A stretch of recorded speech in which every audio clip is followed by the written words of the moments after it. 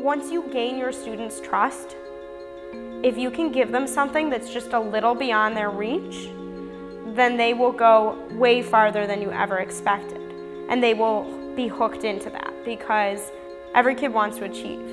Me having an idea alone is not going to make as much as a difference as 10 kids having an idea and putting that to life. The students decided that they wanted to have this campaign against bullying, and they created a logo and a slogan, and the slogan was "Break the System." So their idea was that bullying is this system of bad things that kind of happen between victims and perpetrators, between bullies and the people that they bully. So the idea was if they could get control of this thing by teaching people to break the system, then things would start to get a little bit better for people. In order to make this belong to the kids, I started off by starting with how they were feeling. And things started coming out, like I experienced bullying at this time, or I saw a kid get bullied and it made me feel like this, or even I feel like a really bad person right now because I've seen what things that I've done could have done to somebody else. I think one of the most important things for making something belong to the kids is letting them talk. Don't follow anyone's footsteps. Where's the find someone in confidence stuff on it? Yeah, that seems like it goes When the together. kids feel connected to the material, they engage in it. And when they engage in it, they participate in a whole different way. I think the other way that kids really participate and they become participants is when you hand over the onus of learning to them. Kids learn so much more when they're talking to each other.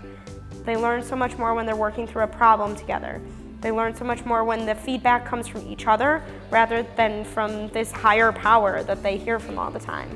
The things that were good about it was the collaborative aspect of it, how we were all able to talk together and make a huge way for teachers and students to learn with each other about not bullying. Starting at a place of collaboration, finding the common ground, is a place to build that collaboration, and it becomes a form of inclusion because when you have kids collaborating on big projects, on big issues, on solving big problems, then the kids who might not normally have the strength in a situation, their strengths come out.